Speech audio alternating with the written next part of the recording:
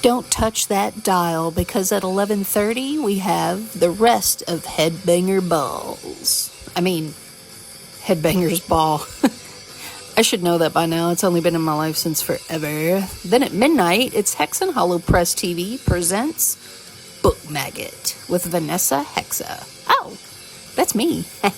I'm going to be gabbing away about 2 Blizzard Fear Street slashers, Ski Weekend and Truth or Dare. There will be massive spoilers, so there's your warning. Stay up with me unless you're too afraid.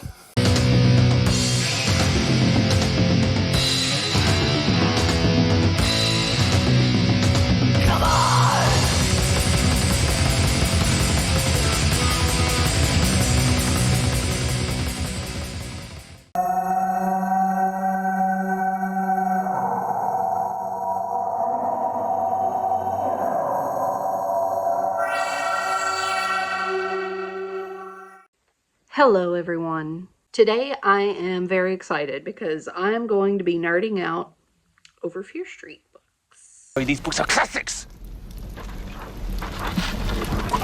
Yeah, a lot of sentimental value here, and I basically had Fear Street February. We had a snowstorm, some ice, another snowstorm, and more snow. It was just like a blizzard. Today, I'm going to be talking about my double feature of Ski Weekend and Truth or Dare.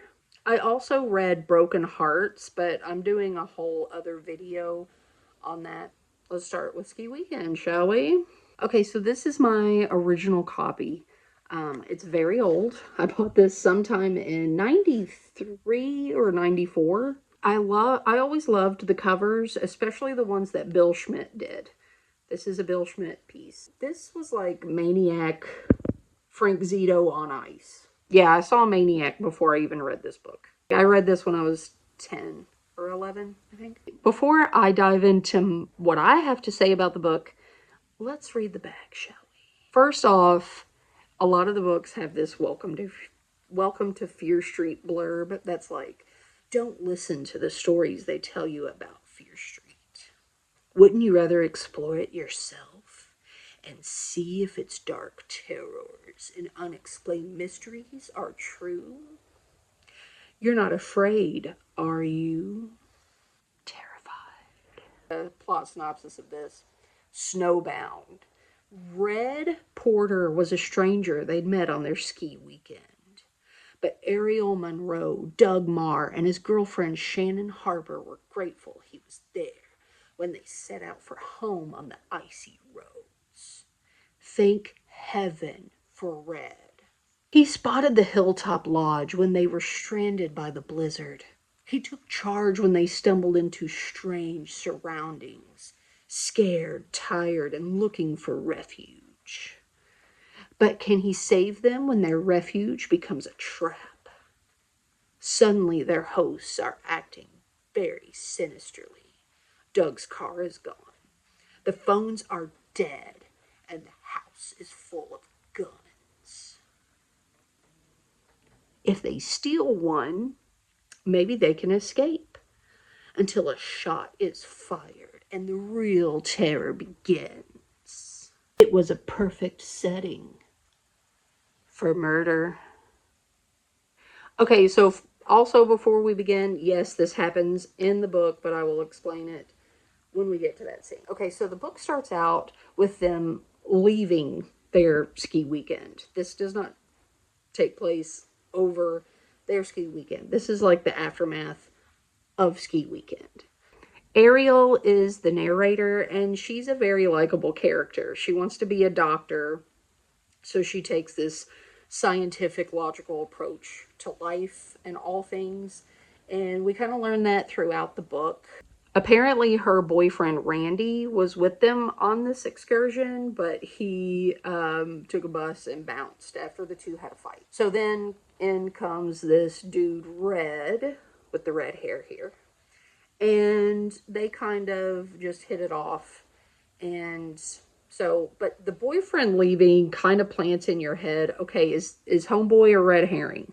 As they are leaving, a snowstorm is happening, and when they reach the bottom of the mountain, they're like, fuck, we don't need to be driving out in this shit.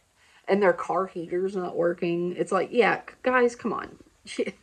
Go back to the lodge or find a hotel or something. Red is familiar with the area, and he's like, you guys need to take a county road because they clear those before the state road. Then they finally decide to stop. And it's weird because Red is all like, oh, hey, look, a lodge. And like all the other characters are like, where is this lodge? We don't see anything. And it's like, dude, are you like hallucinating? But there is a lodge. The place is seemingly abandoned, but they go knock on the door anyway. And this dude named Lou answers the door, and he's there with a younger lady named Eva. Apparently they're a couple. They find a lot of things about these two odd. Like, things get really odd more and more as the story goes along. These two characters are very more red herrings. Everyone's a red herring. And Lou sucks. Like, boo Lou. He's a drunk who calls them all like bozos and jackasses. He seems like the kind of person who just drains all of your energy to be around, and you're kind of like, what kind of value does this person add to anybody's life? Zero. None. Big thumbs down for Lou. Ariel notices something strange about Lou. Not only is he an asshole, but he's trying to put on a jacket that's been hanging by the door, but it doesn't fit him. It's like, this is supposed to be his house, and it doesn't fit him. And then at one point, Eva is making tea for Ariel, but she's like stumbling around the kitchen like she doesn't know where the hell anything is. So it's kind of like, okay, yeah, things just really seem off about this couple. So Ariel is tired the first night, goes to bed early, and she is waken up by Red, who's coming back into the house, which she thinks is odd, and it is kind of odd. Like, what are you doing outside? It's almost like old Red is suddenly a red herring.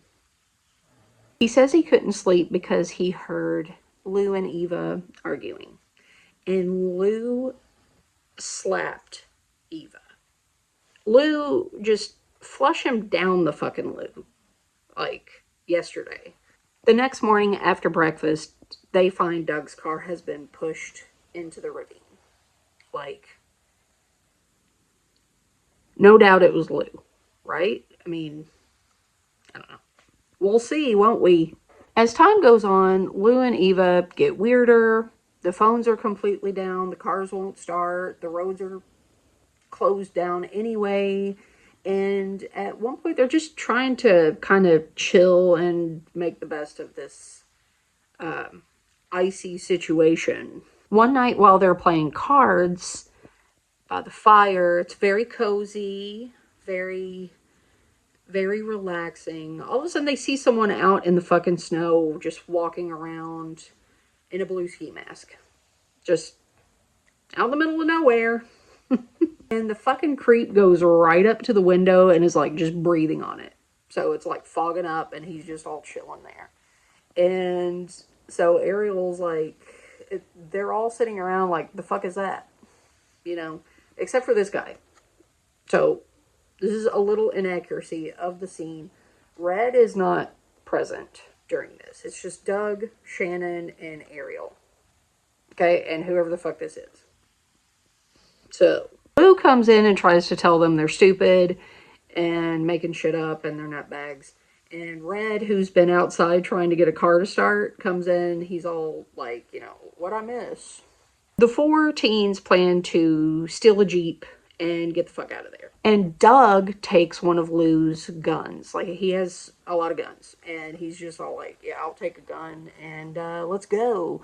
A gun and a Jeep. Woo! As they're in the garage trying to make their getaway, they see this figure just standing there. And they panic, and Doug shoots them. And Ariel describes the guy just falling stiff. Like, the guy doesn't even say, oh my god, again, don't shoot.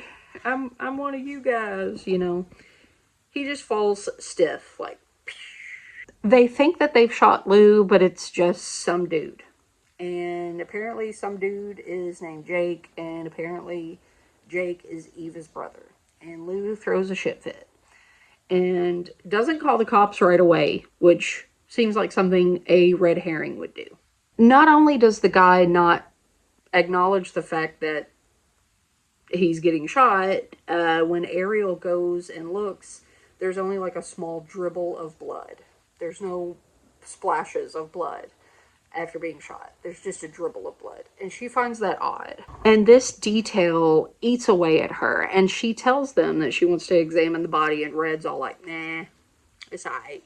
She's like, no, something's weird. And Lou and Eva are fucking weird. This whole situation's weird, and I'm going to get down to the bottom of it.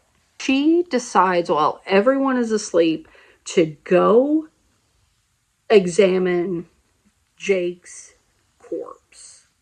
So she doesn't take a flashlight, and she's just stumbling around in this cellar in the dark with like leaky pipes driving her insane with the drip, drip, drip.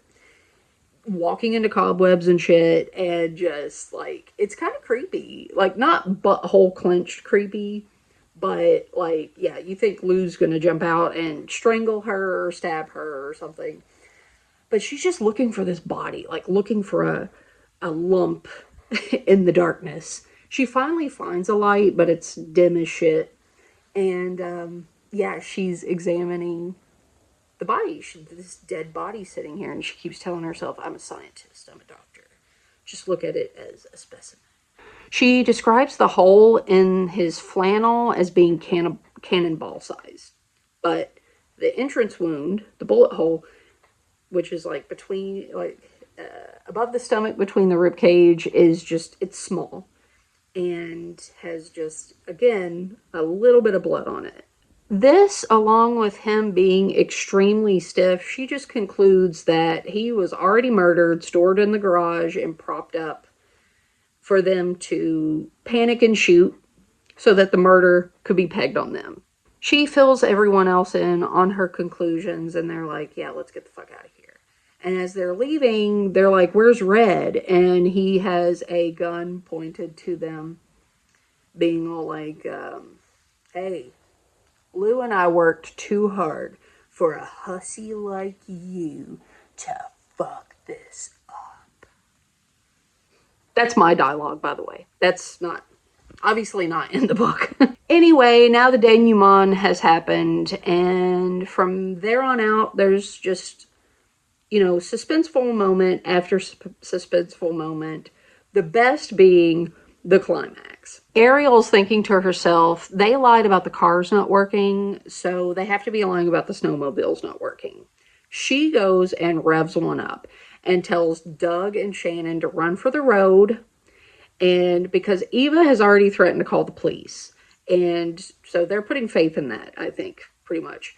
And Ariel is just like, I'm going to have them chase me and run them around while I'm on this snowmobile, and you guys run for the road. At one point, she realizes she is driving over the frozen lake and is like, oh my God, you know, she sees the dark spots and is like, I need to stay away from those parts. That's the weak ice.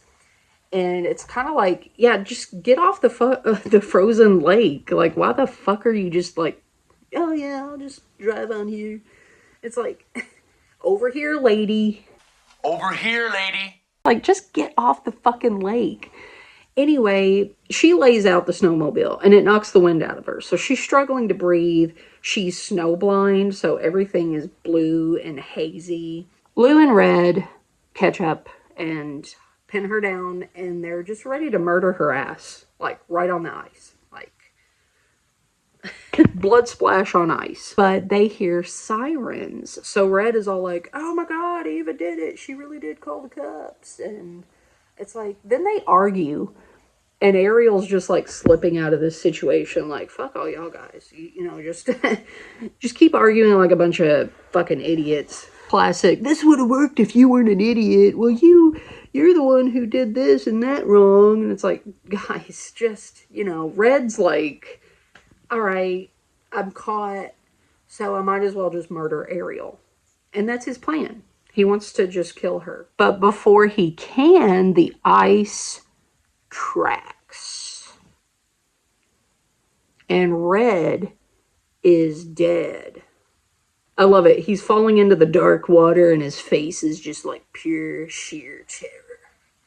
Looks like he was left on red. Good enough for you, Peckerhead. Lou doesn't die, which sucks. Because fuck Lou. Lou sucks. But he does just surrender like a weak tit. And the kids are taken to the police station so that they can call their parents, but apparently they're not questioned or anything. And they're all like, oh, we're going to get home before dinner. Wonder what's on the menu. Yeah, so. And then Ariel is all like, what are you guys doing next weekend? And Doug grabs a snowball from the glove compartment and pushes it into her face. And she's all like, I'll get him back next time. It's kind of like, oh, that's kind of strange. Overall, 10 out of 10. Perfectly paced. Great action scenes, suspense scenes. Characters are pretty likable. Some you just can't wait for them to die, and then when they don't die, it's like, God, that sucks. But whatever. Still 10 out of 10. I mean, look at this. It's fun. It was fun. And creepy moments, great atmosphere, like a firelit lodge kind of situation. Surrounded by snow. Perfect to read when it's snowing outside. Love it. Pure nostalgia. Hello, friends.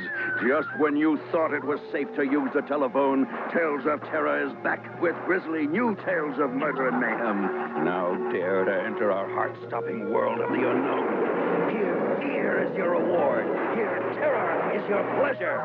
Blood-curdling horror, pulsating pain. Call now, if you dare.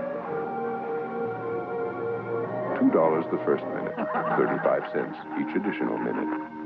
Okay, next up is Truth or Dare. This is no ski weekend, but I had fun. The truth hurts. Uh-oh. What else is there to do with all 7 of them stuck at Dara Harker's luxury ski condo? There are 3 guys and 4 girls. Some of them friends, some nearly strangers. All of them trapped. A blinding blizzard has stilled the lifts, blocked the roads, and killed the phones. Those phones were murdered, my friend. A game they think will help them break the ice. Who will tell the truth? Who will take the dare? And how far will each of them go? But then the game turns deadly. One of them, it seems, would rather kill than tell the truth. And kill again.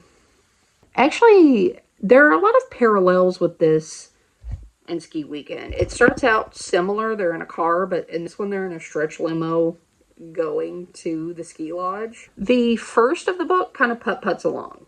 I'm not going to lie, it was kind of like, okay, am I sticking with this? I don't like to put books down. So by page 20, thankfully, things picked up. It's just a lot of introducing characters because there's 7 characters, 1 setting. As they all arrive, they find a guy there, Tony, and his girlfriend, Clara. This story is narrated by April. April. You have the guy, Josh, who's like Red. But then there's like Ken and Jenny, who are a couple. Tony and Clara. Dara. Wait, who are all the fucking characters? Jesus. I should have took better notes on this one because I'm realizing that I forgot a good chunk about this. Ken. There's a dude named Ken and Jenny. Ken and Jenny are a couple. And then you have April, who's narrating. Josh, who just stares out the window and he's weird. And Dara, who is like a diva because she is rich and her family owns this place. But they co-own it with Tony, the guy who's there already with his girlfriend Clara. And Dara's pissed. She's like, what the fuck are you doing here? This is my weekend. Get the fuck out.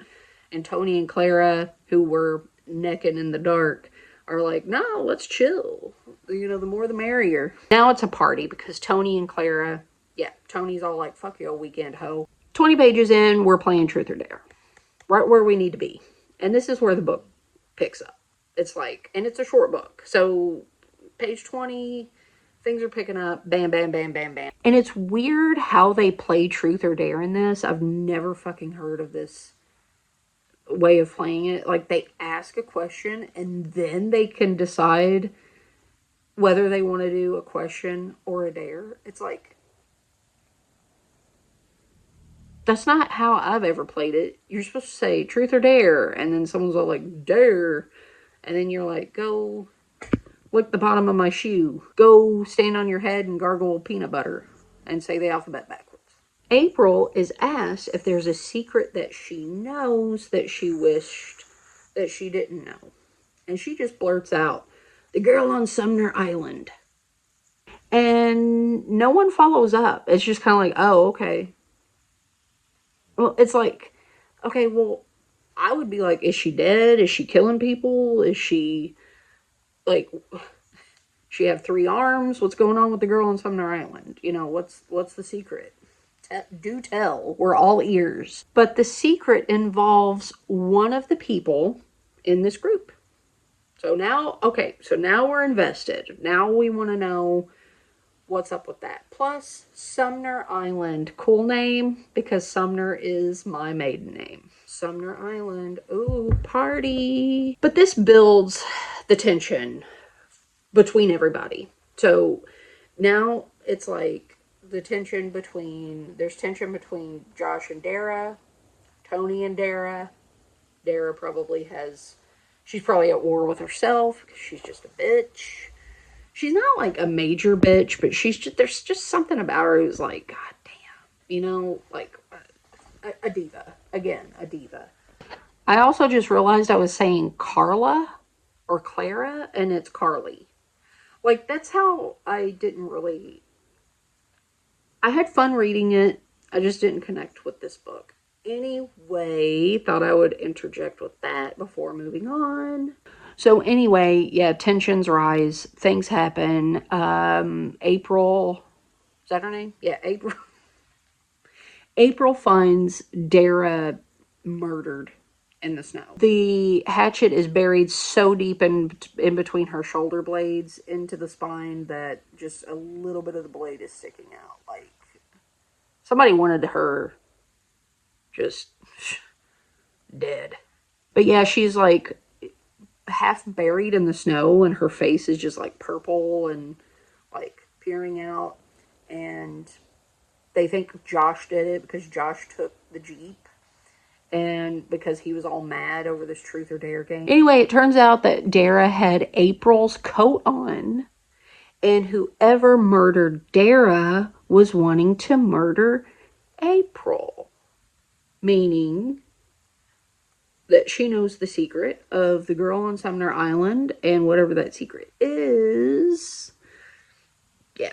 So, of course, it goes back and forth with everyone becoming a red herring and all of this. It turns out that April saw Ken on Sumner Island with another girl who was not Jenny, making out. And it turns out that Jenny caught Ken on Sumner Island with this girl, murdered her, and now Jenny thinks that that's what April knows, when that's not what April knows. She just saw Ken make it. Anyway, so Jenny is the one who murdered Dara, thinking that it was April, because Dara had April's coat on. So now they're up on a ski lift. And this is depicting it weird because it looks like they're scared of something. No, they're having a fight on the ski lift. And as they are wrestling on the ski lift, like everything goes crazy. It's, well, not too crazy. that was the problem with this book. It wasn't like crazy. Could have been more crazy, but you know. Anyway, Ken comes to the scene and is all like, I tried to stop you from leaving. And she was like, oh, I thought you were trying to murder me. And he's like, no, like, what the fuck? Yeah, Jenny is like, no one knows my secret. I murdered the girl and blah. And anyway, the patrolmen are there. And it's very abrupt. The ending is very abrupt. And that's fine. It didn't need to be drawn out. It doesn't overstay its welcome. I will say that. The book just kind of ends. And then at the end of the book, the line that was funny, that I actually thought was funnier than the ending of this, she's all like, you know, next time we're not going to play Truth or Dare. And he's like, I'll play Trivial Pursuit. It's almost like this was written by a ghostwriter, because I know some R.L. Stine books were written by a ghostwriter. It seems like he wrote it, but there are times where I'm like, what? But it's weird how there are like things stolen from this book. In this, like the same descriptions, like the fire burning out and there are purple embers. That's in both of these. And then, they were playing cards, and then they realized after a few games that there were some cards missing in the deck. That happened in both of these. This is like homemade mac and cheese, and this is like the little container you add water to and put in the microwave. It's like, okay, well, I mean, it did its thing, but it's not homemade mac and cheese. You know what I mean? Yeah, the artist here is David Jarvis, related to Tommy Jarvis. Anyway, it's not my favorite. They look kind of goofy. But, I mean, I bought this the day it came out. So, sentimental value all around with both of these. Also, I don't know why I feel the need to point this out. I feel really compelled to share this with you. But the setting that I imagined for this was the house in that movie Forever Evil.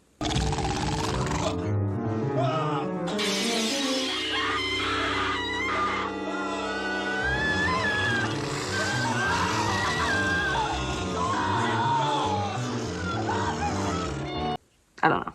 Felt the need to share that. Anyway, I'm going to give this 7 out of 10. It putt-putts along in the beginning. There are some decent twists and turns. Enough to keep me engaged after page 20. And then the ending was kind of rushed. But again, it was what it was. Didn't overstay its welcome. Would I read it again? I don't know. Anyway, glad I did this double feature. These were fun, and I hope you enjoyed this video. Alright, that wasn't too bad. Like, comment, and subscribe. You know the drill. The driller killer is coming. The dismissed.